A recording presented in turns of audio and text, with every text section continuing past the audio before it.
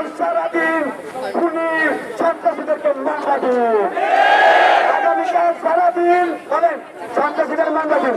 আগামীকাল সারাদিন আগামীকাল সারাদিন খুনিদের মামলা দিন। আগামীকাল সারাদিন খুনিদের মামলা দিন। দেশবাসী মামলা দিন। খুনিদের মামলা দিন। দেশবাসী মামলা দিন। খুনিদের মামলা দিন।